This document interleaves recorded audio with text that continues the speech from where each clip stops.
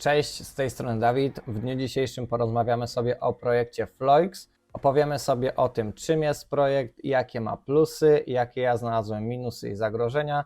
Na samym końcu postawimy sobie również tezę i sprawdzimy ją za rok albo dwa. Tego nie przedłużając, zaczynajmy. Na samym początku powiem, że Floix nie jest to jakiś wymysł, który powstał tydzień temu czy miesiąc temu. Zespół pracuje od 3 lat, mają działającą aplikację, możesz sobie ją ściągnąć na Androida czy iOS-a, w zależności od tego, czego używasz.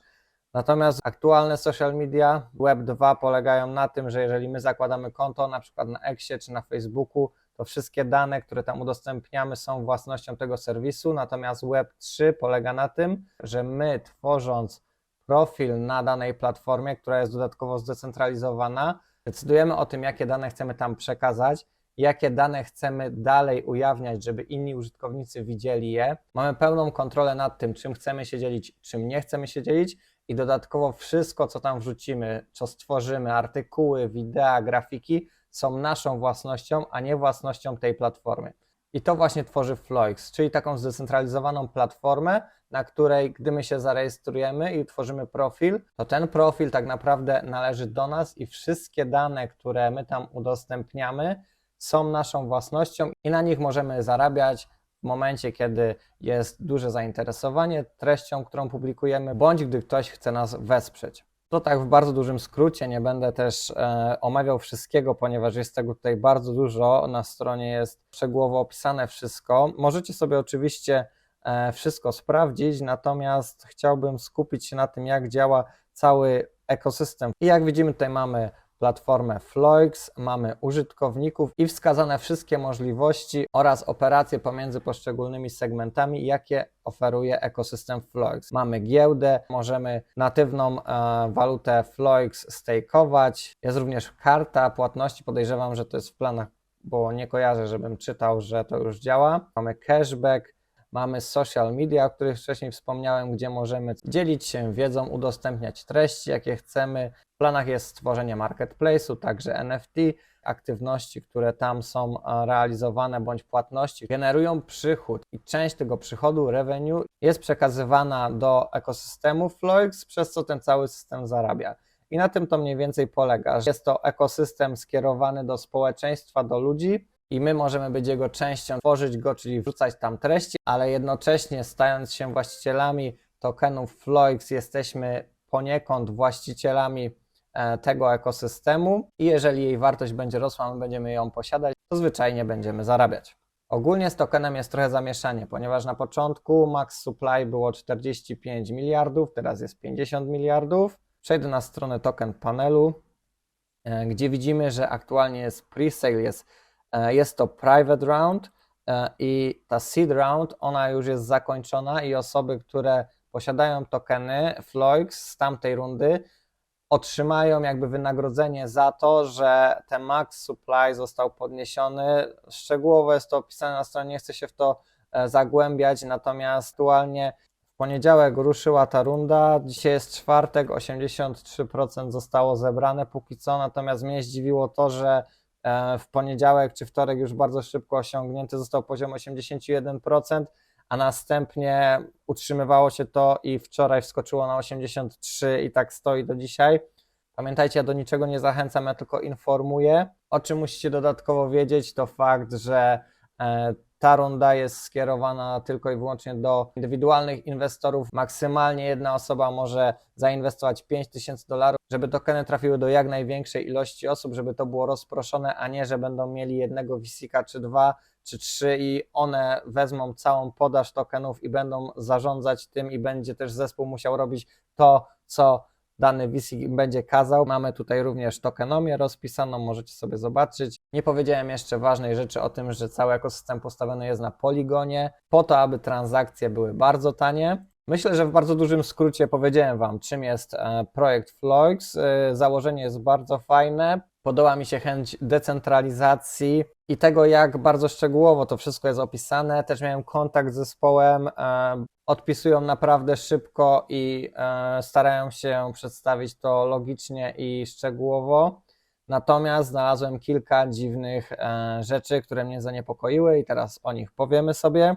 Pierwszy to fakt, że mamy zakładkę Smart Contract. Gdy w nią wejdziemy, mamy linki bezpośrednio przenoszące nas do GitHuba. Gdy wejdziemy na pierwszy z góry link i w niego klikniemy, otwiera się repozytorium i pierwsze, co rzuca mi się w oczy, to fakt, że było aktualizowane 2 lata temu. Nie wiem dlaczego, jest to dosyć zastanawiające. Nie jestem programistą, natomiast rozmawiałem z osobami, które kiedyś kodowały w blockchainie i ich to zastanowiło. I na przykład, jeżeli wejdziemy sobie w tokenomię, to również jest tutaj 2 lata temu. Tutaj jest last year. Reward distribution jest 2 lata temu. ERC20 również 2 lata temu. Gdzieś tu widziałem, że było pół roku temu. Last year deploy token. Znowu 2 lata temu. Dziwnie to wygląda, tym bardziej, że zespół niedawno zwiększał max supply. Według nich były dokonywane zmiany w kodzie, była aktualizacja i przez to też osoby, które w fazie seed inwestowały, będą dodatkowo wynagrodzone tokenami, tak aby nie zostać poszkodowanym przez to, że zostało podniesione to max supply, a tutaj nie widać tego, że był update parę miesięcy temu czy pół roku temu, jest 2 lata temu coś się działo. Jest to dosyć dziwne. Kolejny link, presale investing. Tu jest 6 miesięcy temu aktualizacja, sale invest. Tu jest 7 miesięcy temu. Tu jest 6 miesięcy temu. No chyba, że pół roku temu było to robione. Jeżeli ktoś z zespołu to ogląda, to może to skomentować, bądź jeżeli ktoś z Was posiada taką wiedzę, to również możecie skomentować. Następnie, jeżeli chodzi o audyty, tutaj mamy linki do 2 audytów. Pozwolicie, że sobie je włączę. Ok, tu nas przenosi do CyberScope. Tutaj są inne certyfikaty. Ogólnie przechodzę do tego certyfikatu i mam jedynie grafikę jakąś, nie mogę tu nic kliknąć. Jest to takie troszkę słabe, jak na moje, no ale nic z tym już nie zrobimy. Wejdziemy sobie jeszcze w trzeci certyfikat. No dobrze, z poprzedniego roku niech będzie. Są jakieś grafiki, natomiast one mi nic nie mówią. Smart Contract Audit. Tutaj jest trochę więcej już rozpisane. Każdy z Was może sobie to sprawdzić. Możemy kliknąć sobie More Pages po to, żeby następne strony ładować. Możecie sobie to przeklikać. Natomiast ja wrócę do CyberScope Audit. Możecie sobie go również przeczytać, jeżeli jesteście zainteresowani. Tutaj są jakieś nierozwiązane rzeczy. Okay, zjedziemy może sobie na sam koniec. Mintowanie only admin. Dobra, more pages. Lecimy w dół. Ok, i podsumowanie. Frogs implement token, vesting and rewards mechanism. Audit investigates security issues. Potential improvements.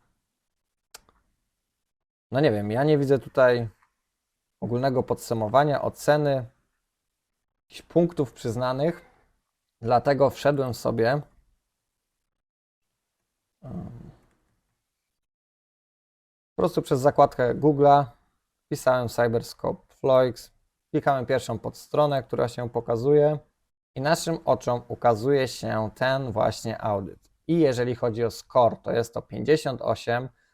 Jeżeli chodzi o ryzyko, jest tutaj neutralne. Wchodząc w zakładkę kod, mamy 57 linijek kodu. Nie wiem, czy to tylko ten fragment został zaudytowany. Jest to dla mnie również niezrozumiałe. Mamy podzakładki, my wejdźmy sobie z powrotem Smart Audit. Mamy informację o Floixie, że to jest na Matiku, wcześniej mówiłem. Total supply 220 milionów. Circulating supply. Też zastanawiające. Wszystko ma oznaczenie safe, natomiast możliwość mintowania ma ostrzeżenie. W tym miejscu jest kod, który ja go nie do końca rozumiem, natomiast mamy informację cannot exceed max supply, czyli że nie może przekroczyć max supply. Konsultowałem to też ze znajomymi. Mówią, że wygląda to tak, jakby zespół nie mógł zwiększyć tego max supply, natomiast ja nie jestem programistą, na 100% Wam tego nie zapewnię, ale chcę, żebyście byli tego świadomi.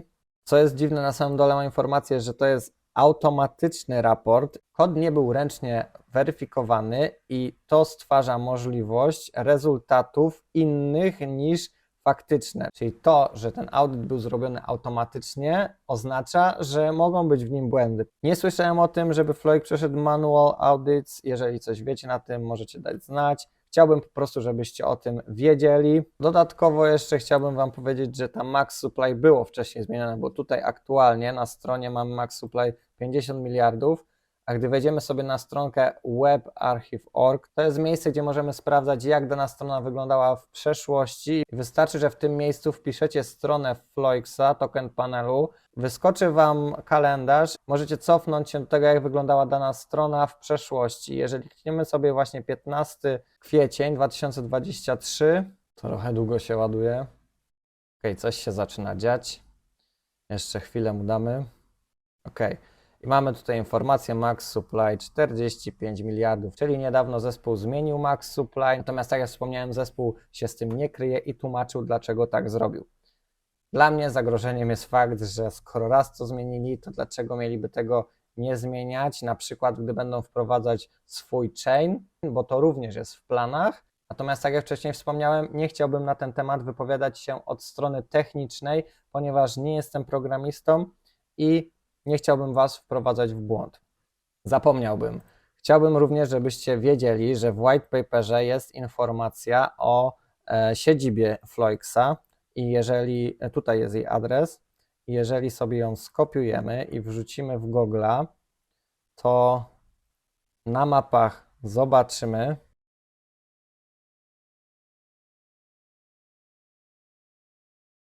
że jest to miejscówka,